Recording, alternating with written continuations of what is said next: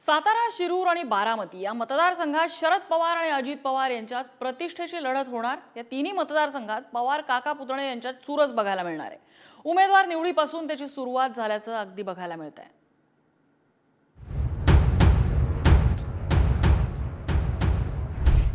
शरद पवार आणि अजित पवार काका पुतण्यातील संघर्षातून पक्षात फूट पडल्यानंतर आता या दोन्ही नेत्यांच्या वर्चस्वाची खरी परीक्षा जनतेत होणार आहे। पक्षाचं नाव चिन्ह मिळून अजित पवारांनी सुरुवातीला बाजी मारली असली तरी लोकसभा निवडणुकीत त्यांचा कस लागणार आहे। दोन्ही राष्ट्रवादीचे उमेदवार एकमेकांसमोर उभ्या ठाकणाऱ्या 3 मतदारसंघात प्रतिष्ठेची लढत पाहायला मिळणार आहे। 2019च्या विधानसभा निवडणुकीत शरद पवारांच्या साताऱ्यातील याच सभेने निकाल बदलल्याचं मानण्यात येत आहे। सातारा लोकसभेच्या पोटनिवडणुकीत या सभांमुळे छत्रपती उदयनराजेंचा पराभव झाला आणि शरद पवारांचे सहकारी श्रीनिवास पाटील विजयी झाले होते। आता 5 वर्षांनंतर साताऱ्यात शरद पवारांची राष्ट्रवादी विरुद्ध अजित पवारांची राष्ट्रवादी आमने सामने येणार आहे। दोन्ही बाजूंकडून निवडणुकांची रणनीती ठरवण्यात येते। संभाव्य उमेदवारांची चर्चा करण्यासाठी मुंबईत बुधवारीच एका दिवशी दोन्ही पक्षांच्या बैठकांचं आयोजन करण्यात आलं।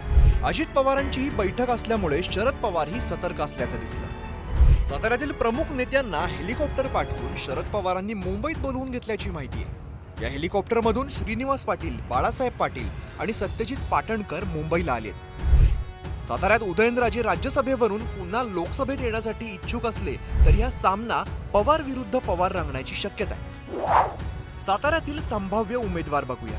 शरद पवारांच्या राष्ट्रवादीकडून श्रीनिवास पाटील, सारंग श्रीनिवास पाटील, बाळासाहेब पाटील, शशिकांत शिंदे आणि सत्यजित पाटणकर आहेत। तर अजित पवारांच्या राष्ट्रवादीकडून लक्ष्मणराव जाधव, नितीन जाधव पाटील, रामराजे निंबाळकर आणि प्रभाकर घारगे आहेत। सातारा लोकसभा मतदारसंघात सद्यस्थितीत महायुतीचं प्राबल्य असलं तरी हा मतदारसंघ राष्ट्रवादीच्या स्थापनेपासून बालेकिल्ला राहिलेला आहे। राष्ट्रवादी काँग्रेसच्या दोन्ही गटांमध्ये जी काही दुफळी झालेली आहे, या दुफळीचा तोटा या दोन्ही गटांना होणार आहे। सातारा जिल्हा यापूर्वी राष्ट्रवादी काँग्रेसचा बालेकिल्ला होता। शरद पवार, अजित पवार यांचा एक खांबी तंबू या जिल्ह्यामध्ये होता। परंतु जेव्हा राष्ट्रवादी काँग्रेस पार्टीची विभागणी झाली तेव्हा सरळ 2 गट या पार्टीमध्ये पडलेत आणि त्यामुळं आज या दोघांचंही समसमान बलाबल या जिल्ह्यामध्ये निर्माण झाले आणि त्याचा फायदा महायुतीच्या अन्य घटक पक्षांना होणार आहे। या मतदारसंघात पवार काका पुतण्यातला संघर्ष तीव्रपणे दिसणार आहे। सातारा जिल्हा म्हणलं तर शरद पवारांचा हा बालेकिल्ला आणि यानंतरच सातारा जिल्ह्यामध्ये राष्ट्रवादीमध्ये फूट पडल्यानंतरनं 2 गट निर्माण झाले, एक शरद पवार गट आणि एक अजित पवार गट। आणि यानंतरच या लोकसभेच्या पार्श्वभूमीवर देखील बघायला गेलं तर हे दोन्ही गट ताकदीनं लढायला सज्ज झालेले आहेत आणि यानंतरच पवार विरुद्ध पवार असं देखील समीकरण आता सध्या सातारा जिल्ह्यात पाहायला मिळत आहे। राष्ट्रवादीच्या बालेकिल्ल्यातील दुसरा मतदारसंघ असलेल्या शिरूरमध्येही यावेळेला चुरशीची लढत होणार आहे। अभिनेते खासदार अमोल कोल्हे आणि अजित पवार यांच्यात नुकत्याच झालेल्या कलगीतुऱ्यानं हे स्पष्टच झालेलं आहे। खरं त्यांचा राजकारण हा पिंडच नाहीये। आम्ही राजकारणी लोक काय करतो, एखादा उमेदवार आम्हाला पराभूत करता येत नसेल तर मग सेलिब्रिटी काढायची। खोटं नाही सांगत, तुम्ही देशात बघा, आता काही ठिकाणी हेमा मालिनी उभे राहतात की नाही, निवडून देतात। काही ठिकाणी सनी देओल उभा राहतो, धर्मेंद्र उभा राहतो, गोविंदा उभा राहतो। काय ह्यांचा राजकारणाशी संबंध आहे? थोडे दिवस आपल्याला पण नवीन माणूस आला, चांगला दिसायला पिळबिळ मशावर मारला की काय दिसतंय राजबंडा घडी, आणि ते आपण देतो, बटन दाबतो, त्याच्यात आमच्याही चुका आहे। खाजगीत झालेल्या गोष्टी न जाहीर करण्याचा जो एक अलिखित संकेत असतो तो मी कायम पाळला, परंतु आपण वारंवार या गोष्टींचा उल्लेख करत असाल तर मी नम्रपणे आपल्याला एकच प्रश्न विचारू इच्छितो की जर असा उमेदवार देणं ही चूक असेल तर मग 10 वेळा आपण माझ्यासारख्या सर्वसामान्य कार्यकर्त्याला तुमच्या पक्षात या हे निरोप पाठवण्याचं नेमकं कारण काय? लपून छपून भेटीगाठी करण्याचं कारण काय? त्यामुळे मी नम्रपणे एवढंच सांगू इच्छितो की मला जी आदरणीय पवारसाहेबांनी संधी दिली त्या संधीप्रती प्रामाणिक राहण्याचा मी प्रयत्न केला। शरद पवारांचे निकटवर्तीय दिलीप वळसे पाटील अजित पवारांसोबत असल्यानं या मतदारसंघात काका पुतणे आणि गुरु शिष्य असा दुहेरी संघर्ष असणार आहे। 2019 पर्यंत मतदारसंघात शिवसेनेचा खासदार असला तरी प्रभाव राष्ट्रवादीचाच मानला जात असे. 2019 साली राष्ट्रवादीच्या अमोल कोल्हेंनी शिवाजीराव आढळरावांचा पराभव करत या बालेकिल्ल्यावरती खासदारकीलाही राष्ट्रवादीचा झेंडा फडकवला होता. यावेळेला महायुतीत या मतदारसंघावरती अजित पवारांनीच दावा केला असून शिवाजीराव आढळराव पाटील राष्ट्रवादीत जाऊन ही निवडणूक लढवण्यास इच्छुक आहेत. आता शिरूरमधील संभाव्य उमेदवार कोण आहेत ते पाहूया. शरद पवारांच्या राष्ट्रवादीकडून अमोल कोल्हे आहेत, तर अजित पवारांच्या राष्ट्रवादीकडून शिवाजीराव आढळराव, दिलीप मोहिते पाटील आणि विलास लांडे आहेत. आढळराव पाटील यांना पक्षात घेतलं तर अजित पवारांना अंतर्गत नाराजीचा सामना करावा लागणार आहे. शरद पवारांची साथ सोडल्याने अजित पवार, दिलीप वळसे पाटील यांना मतदारांचा रोष स्वीकारावा लागण्याची शक्यता आहे.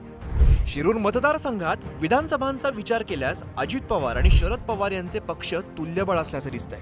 अशामध्ये मतदारसंघातली निवडणूक सर्वाधिक चर्चेची ठरेल. लोकसभेचं रणशिंग फुंकलं जातंय, त्याच धर्तीवरती शिरूर लोकसभेमध्ये आपला उमेदवार निवडून आणण्यासाठी पवार विरुद्ध पवार असा सामना होताना पाहायला मिळणार आहे. शरद पवार गटाकडनं अमोल कोल्हे यांनाच उमेदवारी जाहीर केली जाईल. मात्र अजित पवार कोणाला उमेदवारी देणार आहे हे आता येत्या काही दिवसांमध्ये कळलं जाईल. मात्र पवार विरुद्ध पवार असाच सामना हा शिरूर लोकसभेमध्येही रंगताना पाहायला मिळेल. राष्ट्रवादीचे 2 गट पडल्यानंतर पवार विरुद्ध पवार हा सामना शिरूर लोकसभेमध्येही होताना पाहायला मिळत आहे. त्यामुळे येत्या काही दिवसांमध्ये अजित पवारांना प्रत्युत्तर शरद पवार काय देतात आणि शरद पवारांना प्रत्युत्तर अजित पवार काय देतात हे पाहणं महत्वाचं ठरणार आहे.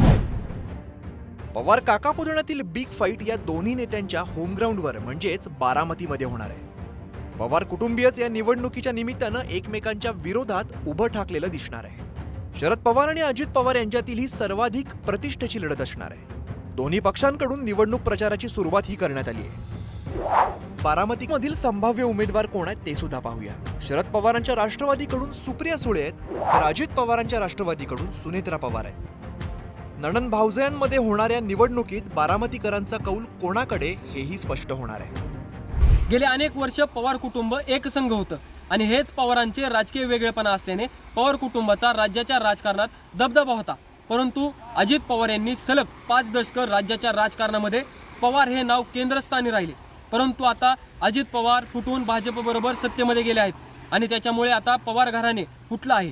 आणि या फूट पडल्यानंतरनं आगामी बारामती लोकसभा मतदारसंघातून सुप्रिया सुळे विरुद्ध सुनेत्रा पवार लढत होण्याची अशी चर्चा बारामतीमध्ये रंगू लागली आहे. आणि सुनेत्रा पवार यांचे देखील बारामती लोकसभा मतदारसंघात दौरे सुरू झाले आहेत आणि त्याच्यामुळे पवार विरुद्ध पवार असा संघर्ष होणार अशी शक्यता बारामतीमध्ये दाट आहे. आणि यातून बाजी कोण मारतं हे पाहणे महत्त्वाचं असणार आहे. बारामती, सातारा आणि शिरूर या 3 मतदारसंघात विजयासाठी पवार काका पुतणे जीवाचं रान करतील असंच सध्या तरी दिसतंय. ब्युरो रिपोर्ट, पुढारी न्यूज, मुंबई.